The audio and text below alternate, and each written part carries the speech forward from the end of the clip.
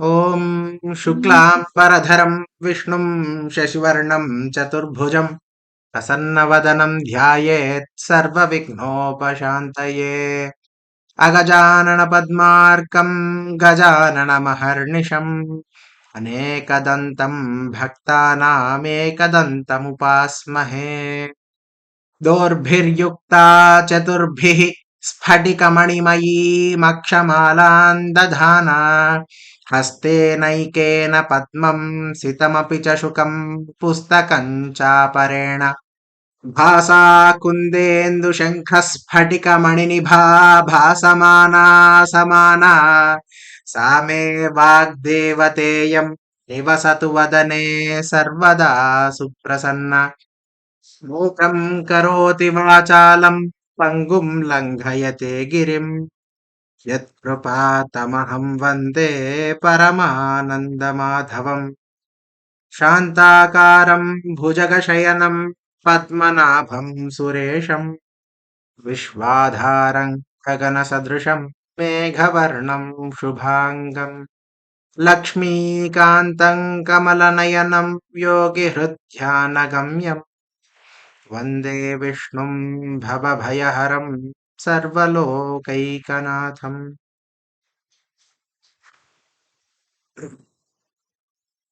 In the previous class, we were doing Parayana. Today also we will do Parayana only. Kaha karoti, kartumichhati.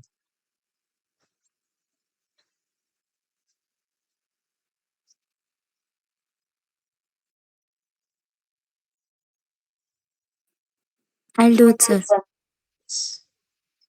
Oh, I didn't understand.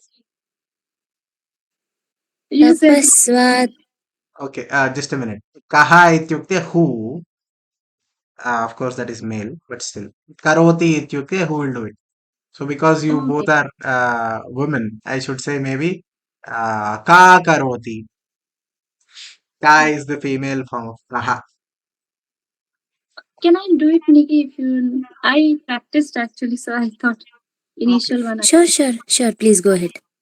Okay, thank you. Okay. Okay, I will try. Yeah. Om tapah swadhyaya niratam tapasvi vagvidambaram naradam paripaksha valmiki munipungavam पूर्णवस्मिन् साम्प्रतं लोके गुणवान् कस्य वीर्यवान् धर्मज्ञश्च कृतज्ञश्च सत्यवाक्यो दृढव्रतः चारित्र्येण च को युक्तः सर्वभूतेषु को हितः विद्यावान् कः समर्थश्च Vidwan. विद्वान् Vidwan. Yes, ma'am. विद्वान्. Okay, va akar is coming with va, is it? विद्वान विद्वान्. विद्वान अब देखिए Okay, विद्वान विद्वान् कः कस्य कस्समर्थश्च pardon, कः कस्समर्थश्च कश समर्थ. Okay, विद्वान् कः कस्समर्थश्च कश्चैक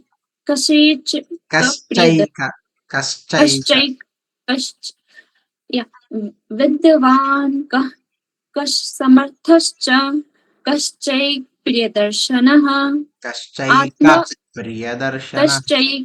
प्रियदर्शनः आत्मवान् को जितो क्रोधो जितो नहीं जिता क्रोधो. ओके, आत्मवान् को जित क्रोधो द्युतिमान् को न सूयकः कस्य बिभ्यति देवाश्च जातरोषस्य संयुगे एतदीक्षाम्यहं श्रोतुं परं कौतूहलं हि मे महर्षे त्वं समर्थोऽसि ज्ञातुमेवं विधं नरम् श्रुत्वा च तत् तिलकज्ञो वाल्मीकि त्रिलोकज्ञो त्रिलोकज्ञो त्रिलोकज्ञो श्रुत्वा च तत्त्रिलोकज्ञो वाल्मीकिर्नारदो वचः श्रूयतामिति चामन्त्र्य प्रहिष्टो वाक्यम् अब्रवीत्। बहवो दुर्लभाश्चैव ये त्वया कीर्तिता गुणाः ओके बहवो दुर्लभाश्चैव ये त्वया कीर्तिता गुणाः कीर्तिता गुणाः बहवो दुर्लभाश्चैव ये त्वया कीर्तिता गुणाः। मुने वक्ष्याम्यहं बुद्ध्वा तैर्युक्तः श्रूयतामिति। तैर्युक्तः श्रूयतां नरः ओके श्रूयतां तैर्युक्तः श्रूयतां नरः। इक्ष्वाकुवंशो प्रभवो रामो इक्ष्वाकुवंश प्रभवो रामो नाम जने श्रुतः। नियतात्मा महावीर्यो धृतिमान् वशी बुद्धिमान् नीतिमान् वाग्मी श्रीमान् शत्रुनिबर्हणः। विपुलांसो महाबाहु कम्बुग्रीवो महाहनुः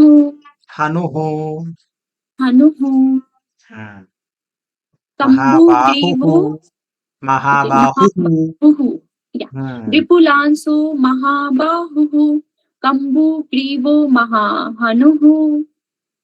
महोरस्को महेश्वासो गूढजत्रुररिन्दमः महोरस्को ओके से अगेन गूढजत्रुररिन्दमः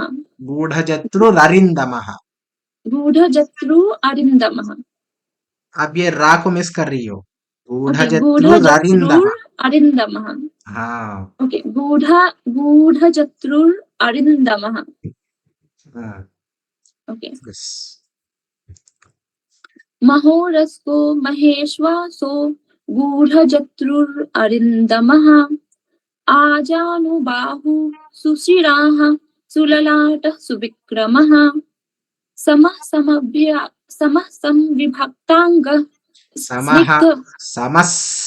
समविभक्ताङ्गः आप इसको आधा कर दिया, सम बोल रही हो आप, समा ओके समविभक्ताङ्गः स्निग्धवर्णः प्रतापवान् पीनवक्षा विशालाक्षो लक्ष्मीवान् शुभलक्षणः धर्मज्ञस्य सत्यसन्धश्च प्रजानान् दिस इज नान ओनली ना प्रजानान् च हिते रतः यशस्वी ज्ञान संपन्न शुचिर्वश्य समाधिमान्। बहुत बढ़िया। प्रजापति समः श्रीमान् धाता रिपुनिषूदनः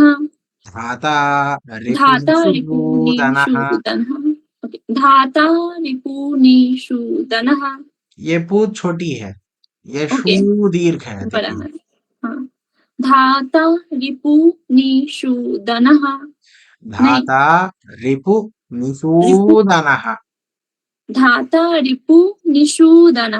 हाँ जी धाता रिपुनिषूदनः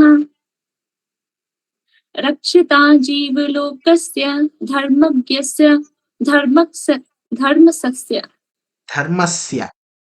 रक्षिता जीवलोकस्य धर्मस्य परिरक्षिता रक्षिता स्वस्य धर्मस्य स्वजनस्य च रक्षिता वेदांग तत्त्वज्ञो धनुर्वेदे च निष्ठितः सर्वशास्त्रार्थ तत्त्वज्ञ स्मृतिमान् प्रतिभानवान्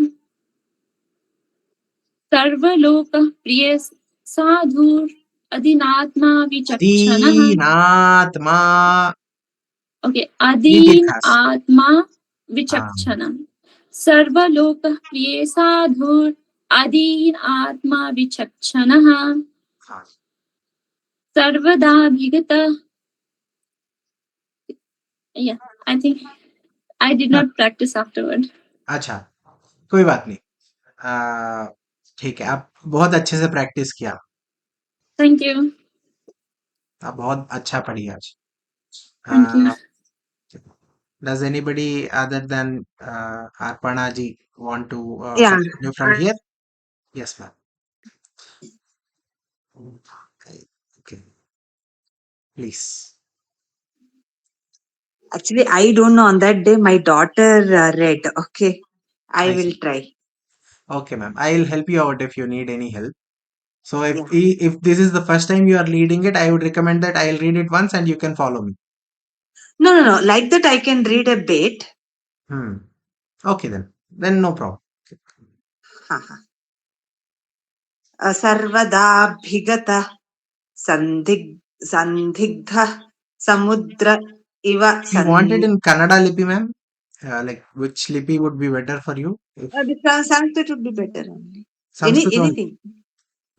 No sometimes some like generally it is easier for me to read in Telugu Kannada also is fine. okay ma'am so Kannada, Telugu, it's so that you know you can feel easier when you are reading it we are at 13 Yeah. सर्वदाभिगतः सद्भिः समुद्र इव सिन्धुभिः where is it सजगाम no सत्य no it's 16th sloka 16 oh, okay yes. I think this is 1 2 3 4 5 6 here no or this is 20 Can you please increase the font? wait 16 is this correct no wait just a second yes this is the 16 right sarvadabhigatah yes it's here I can Sarvada. kind of read Kannada ma'am I am a Telugu person Okay. the lipis are so similar Yes. Even I can read Telugu. I was brought up in Andhra. I see So, yeah. Sarvadhabhigata sadbhi samudra iva sindhubhi aryah sarvasamashchaiva sadaiva priyadarshanaha. one small correction is Arya Sarva. So you are saying Arya. Arya. Correct. Instead of Arya, it should be Aryas. Yes, correct. Because after Visarga Sa had come, no? Yes, ma'am. The Visarga converts into Ardhasa. Yeah, Arya. Aryas Sarva. सच सर्वगुणोपेतः कौसल्यानन्दवर्धनः समुद्र इव Again here also. Sacha sarva gunopetas petah kausalya right oh yeah petah yeah I think you did it correctly kausalya I got confused this looked like Shah okay fine okay kausalyanandavardhanah samudra iva gambhirya धैर्येण हिमवानिव विष्णुना यो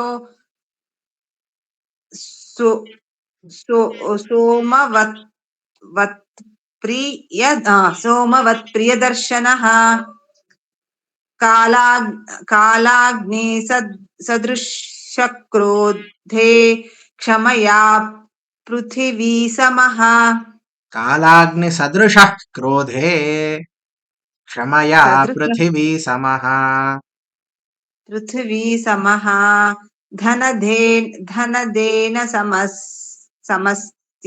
समस्त्यागे सत्ये धर्म इवापरः तमेवं गुण सम्पन्नं रामं सत्यपराक्रमं ज्येष्ठं श्रेष्ठगुणैर्युक्तं प्रियं दशरथः सुतं Dasharathasutam. दशरथः सुतं One more thing, ma'am. Here it is Jyeshtham. ज्येष्ठं Jyeshtham. The Mahaprana. Both. ज्येष्ठं Ma'am. Okay, one thing. Yes, ma'am. It is Dashrathav or Dashrathas? Dasharathas. So according to this, what is it? Visarga Sandhi. The Visarga itself converts into half sa, and hence you will get Dasharathasutam. Somewhere it was for, no? Okay, I think in this 23rd. No, There no. are many. See, after visarga, if it is sa, then we have to stress upon sa. That's it. So Visarga itself convert into a. So what happens is, let me just write it. Hopefully you are able to see my screen, right? Yeah. So what is happening is, let's say you have something, and after that you have Visarga, and the Visarga after that you have sa. So what happens is the Visarga converts into, because of the Sandhi Karya, this transforms into the following. It becomes like this.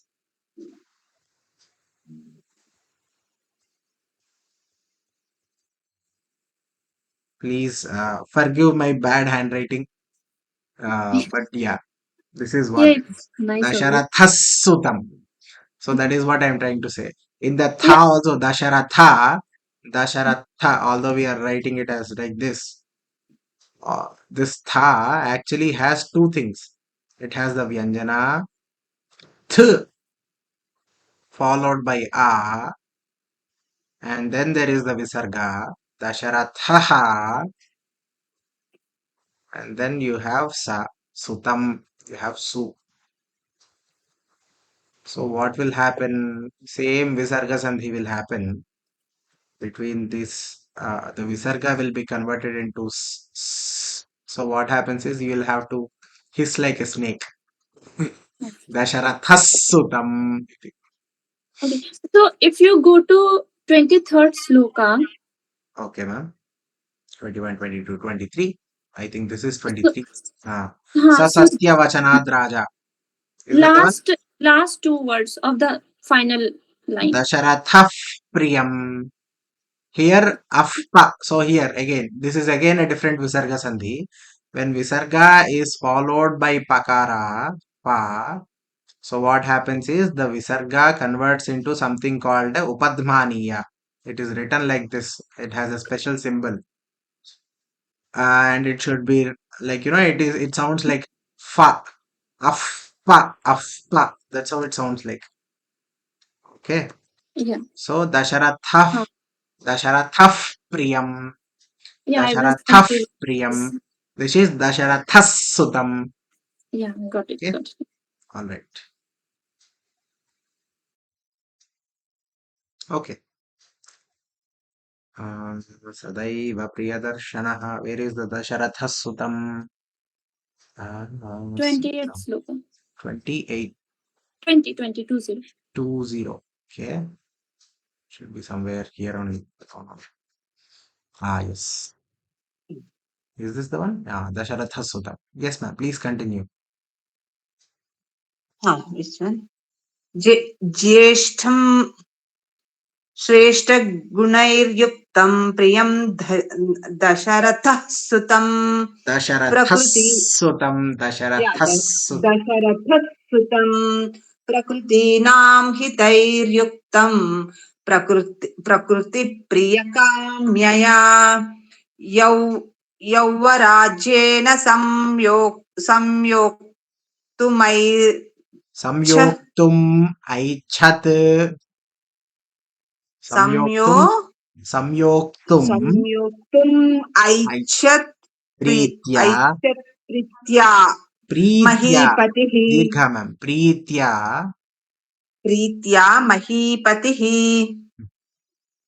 तस्याभिषेक संभारान्धृष्ट्वा भार्यार्थ Kaikeyi पूर्वं दत्तवरा देवी परमेन मया च ता विवासनं च रामस्य भरतस्याभिषेचनम् स सत्यवचनाद्राजा धर्मपाशेन संयतः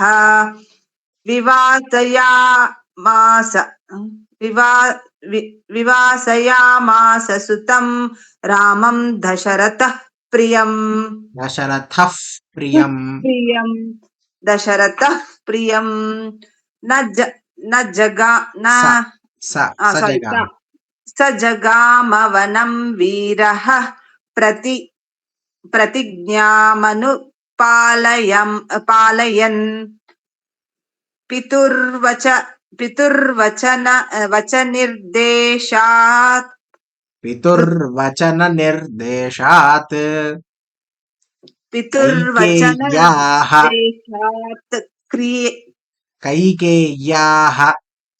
कैकेय्याः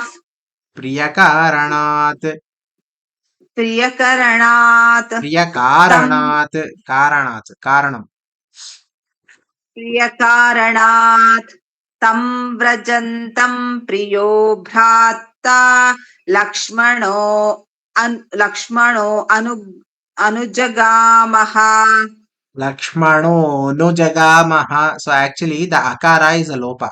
That's no longer there. Okay. So it should not be तस्य उच्चारणः नैव कर्तव्यः. लक्ष्मणोऽनुजगामः अथवा लक्ष्मणः अनुजगामः सन्धिं विना. लक्ष्मणोऽनुजगामः स्नेहाद्विनयसम्पन्नः सुमित्रानन्दवर्धनः भ्रातरं दयितो भ्रातुः सौभ्रात्रमनुदर्शयन् अनुदर्शयन् रामस्य दयिता भार्या नित्यं प्राणसमाहिता जनकस्य कुले जाता देवमायेव निर्मिता सर्वलक्षणसम्पन्ना नारीणामुत्तमावधूः सीताप्यनुगता रामं शशिनं रोहिणी यथा पौरैरनुगतो दूरं पित्रा दशरथेन च शृङ्गिबेरपुरे सूतं गङ्गाकूले व्यसर्जयत् गुहमासाद्य धर्मात्मा निषादाधिपतिं पतिं प्रियम् गुहेन सहितो रामो लक्ष्मणेन च सीतया तेवनेन वनं गत्वा नदीस्त्रीर्त्वा बहूदकाः चित्रकूटमनुप्राप्य भरद्वाजस्य शासनात् रम्यमावसथं कृत्वा आवसथम् इत्युक्ते कुटीरम् इति. रम्यम् आवसथं कृत्वा रम्यमावसथम् इस् कुटीरम्. रम्यमावसथं कृत्वा रममाणावनेत्रयः देवगन्धर्वसङ्काशास्त्र ते न्यवसन् सुखम् ते न्यवसन् इत्युक्ते निवासं कृतवन्तः इति. न्यवसन् हा, सुखम्. हा, न्यवसन् सुखम्. भवती संस्कृतम् अवगन्तुं शक्नोति खलु? I can understand. अस्तु, तर्हि चिन्ता नास्ति. Otherwise I can tell in English also, not problem. No, I can understand because my daughter learns Sanskritam, so bit I can understand. Okay. तत्र ते Raj, न्यवसन् सुखम्. अस्तु. हा, राजा दशरथ स्वर्गं जगा जगाम विलपस्सुतम्. विलपन् Again, सुतं विलपन् विलपन्. विलापं कृत्वा एव स्वर्गं जगाम दशरथः. मृते तु तस्मिन् भरतो द्विजैः वसिष्ठप्रमुखैर्द्विजैः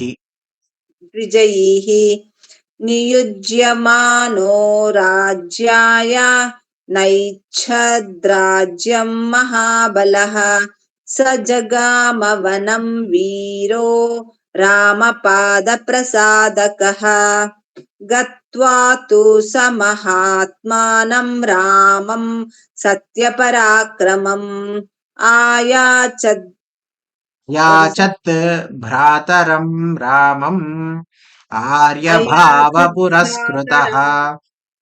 रामं रामार्यभावपुरस्कृतः त्वमेव राजा धर्मज्ञ इति रामं वचोब्रवीत्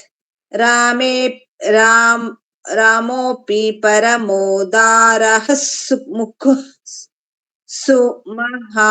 परमोदारः सुमुखः सुमहायशाः. सुमहायशाः नचैच्छत् पितुरादेशात्. न च इच्छत्. नैच्छत् वा न च इच्छत् वा. नचैच्छत् पितुरादेशात् राज्यं रामो महाबलः पादुके चास्य राज्याय न्यासं दत्त्वा पुनः पुनः निवर्तयामास तत्तो भरतं भरताग्रजः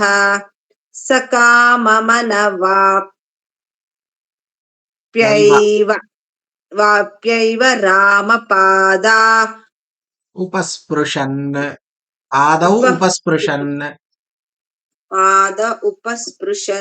पादावुपस्पृशन्. So actually it is Ramapadau upasprishan. Upasprishan means to touch.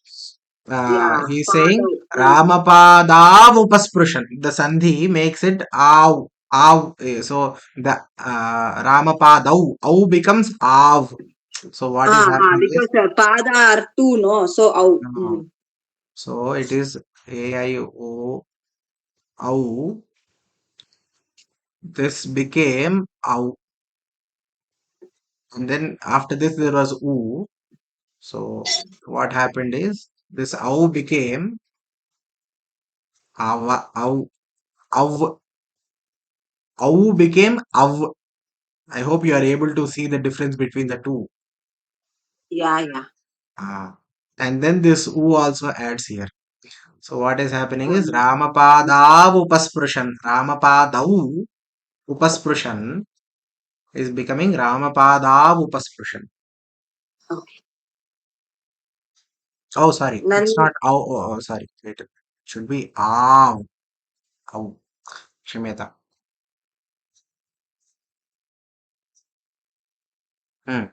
Yes, ma'am.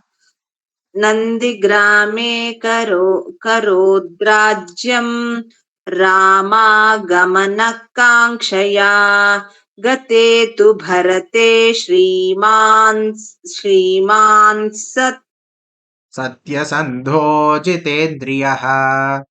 सत्यसन्धो जितेन्द्रियः Ramastu punaralakshya This is where we are. nagar. This was the last shloka that was discussed. So we'll stop. Okay. Thank you very much, ma'am. Thank I you. have one doubt. Yes, ma'am. In sloka 37, 37. there is, Just a second. बोलिए. yeah, in Chai, punah, we don't say punah punah, we say punah punah, Punah, punaha. punah punah. Okay, Punaha, punaha. okay, It's just the sandhi. Yes. okay. Yeah, that's it. Would anybody else like to start again? Nikki ji, I think you were the first one who said you are able to do it.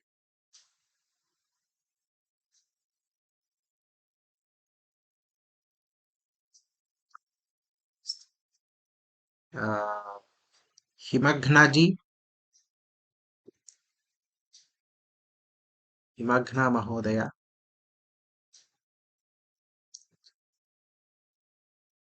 Dinesh ji, Yes. हाँ आप पढ़ेंगे? Yes. आपने practice किया? हाँ try तो किया था. I am not sure. नहीं कोई बात नहीं. नहीं मैं आप वापस क्या करूंगा, एक एक श्लोक को मैं वापस रिकॉर्ड करके ग्रुप में भेजूंगा. ठीक है, आज ही भेजता हूँ रात को. ठीक है. Okay. Hello. Yeah would you like to read? Yes. Yes. Dinesh ji आप बुरा ना माने तो I think this is the first time you are able to read, right? My tab was stuck, so that's why. हाँ ठीक है. So what is your मातृभाषा sir? Can I know? I can go with Devanagari. Devanagari is fine with you. Okay, all right. Whichever is easier for you. Yeah.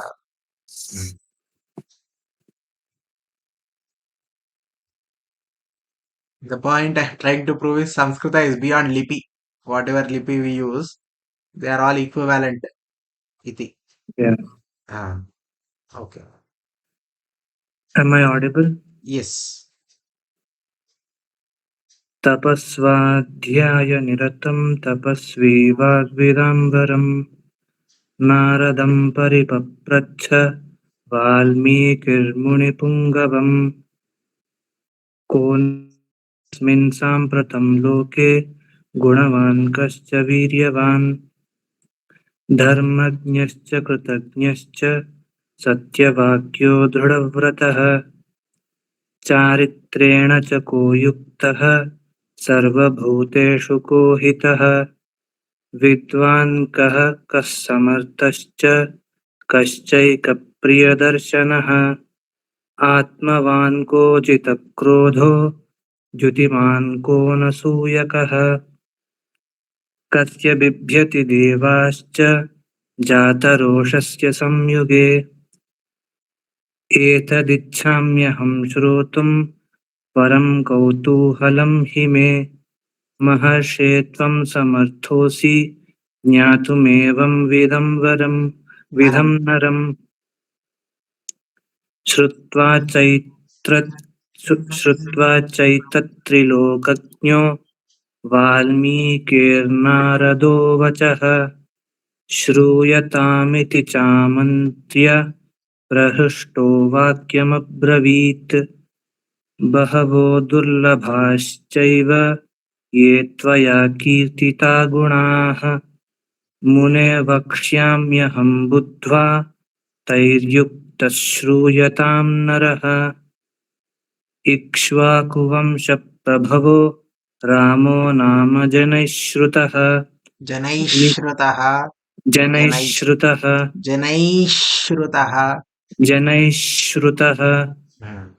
नियतात्मा महावीर्यो द्युतिमान् धृतिमान् वशी Dyutiman sir. द्युतिमान् धृतिमान् वशी द्युतिमान् धृतिमान् I don't know. Maybe I am listening it wrong, but It sounds like you are saying Jew, Oh, okay. whereas it should be Yeah. Dyu. This is a common mistake for us Telugu people. So I don't know if you are Telugu, but yeah. Yeah, I'm Telugu. I see. Okay. Dyutiman. द्युतिमान् धृतिमान् वशी बुद्धिमान् नीतिमान् वाग्मी श्रीमान् शत्रुनिबर्हणः Nibarhanaha. निबर्हणः विपुलांसो महाबाहुः कम्बुग्रीवो महाहनुः महोरस्को महेश्वासो गूढजत्रुररिन्दमः आजानुबाहुः सुशिराः सुललाटः सुविक्रमः समः समविभक्ताङ्गस्निग्धवर्णः प्रतापवान् पीनवक्षा विशालाक्षो धर्मज्ञः सत्यसन्धश्च प्रजानां च हिते रतः यशस्वी ज्ञानसम्पन्नः शुचिर्वश्यः समाधिमान् प्रजापतिसमश्रीमान्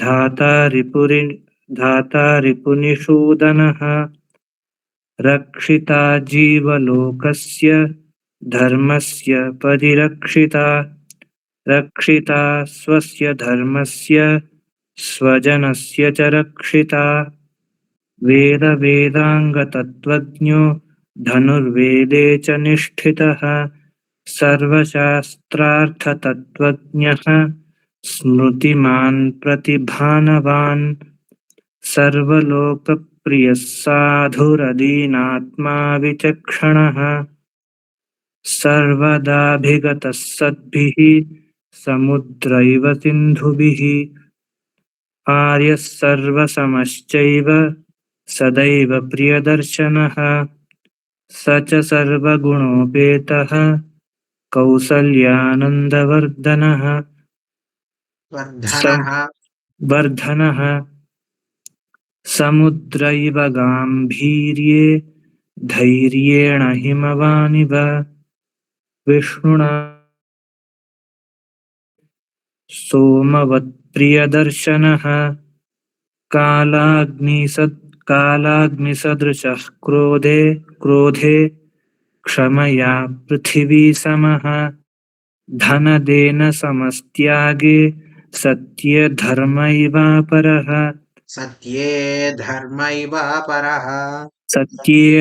सत्ये धर्मैवापरः तमेवं गुणसम्पन्नं रामं सत्यपराक्रमं ज्येष्ठं श्रेष्ठगुणैर्युक्तं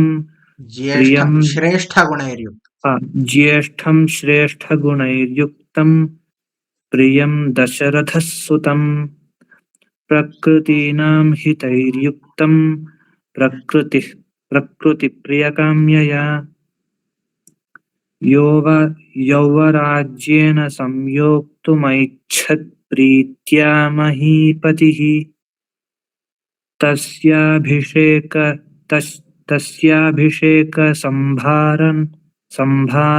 दृष्ट्वा भार्याथ कैकेयी पूर्वं दत्तवरा देवी वरमेन मयाचत विवासनं च रामस्य भरतस्याभिषेचनम् स सत्यवचनाद् राजा धर्मपाशेन संयतः विवासयामास सुतं रामं दशरथः प्रियम् स जगाम वनं वीरः प्रतिज्ञामनुपालयन् पितुर्वचननिर्देशात्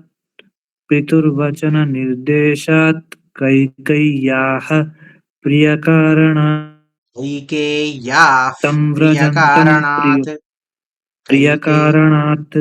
कैकेय्याः इति न, कैकेय्याः। कैकेय्याः प्रियकारणात् तं व्रजन्तं प्रियो भ्राता लक्ष्मणोऽनुजगामः स्नेहाद्विनयसम्पन्नः सुमित्रानन्दवर्धनः भ्रातरं दयिता भ्रातुः दयितो भ्रातुः। भ्रातरं दयितो भ्रातुः सौभ्रात्रमनुदर्शयन् रामस्य दयिता भार्या नित्यं प्राणसमाहिता जनकस्य कुले जाता देवमायेव निर्मिता सर्वलक्षणसम्पन्ना नारीणामुत्तमा वधूः सीताप्यनुगता रामं शशिनं रोहिणी यथा पौरैरनुगतो दूरं पित्रा दशरथेन च शृङ्गिबेरिपुरे सूतं शृङ्गिबेरपुरे सूतं गङ्गाकूले व्यसर्जयत् गुहमासाद्य धर्मात्मा निषादाधिपतिं प्रियं गुहेन सहितो रामो लक्ष्मणेन च सीतया देवनेन वनं गत्वा नदीस्तीर्त्वा बहुदकाः नदीस्तीर्त्वा बहुदकाः चित्रकूटमनुप्राप्य भरद्वाजस्य शासनात् रम्यमावसथं कृत्वा रममाणा वनेत्रयः देवगन्धर्वसङ्काशास्तत्र ते न्यवसन् सुखम्. So it's actually Devagandharva Sankashaha Tatra te Nyavasan Sukham. So this Visarga has become Sa here, Yeah. as you can see. चित्रकूटं गते रामे पुत्रशोकातुरस्तथा राजा दशरथः स्वर्गं जगाम विलपन् सुतम् मृते तु तस्मिन् भरतो वसिष्ठप्रमुखैर्द्विजैः नियुज्यमानो राज्याय नैच्छद् राज्यं महाबलः स जगाम वनं वीरो रामपादप्रसादकः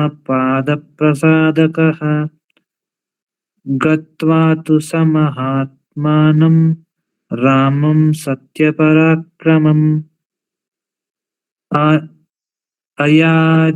अयाचत् भ्रातरं राममार्यभावपुरस्कृतः Ayachat Bhrataram Ramam Aryabhava-पुरस्कृतः. अयाचत् भ्रातरं रामम् आर्यभावपुरस्कृतः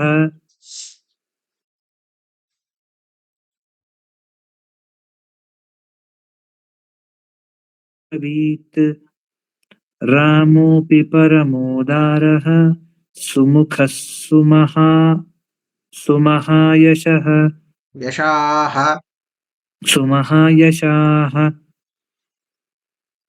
न चैच्छत्पितुरादेशात्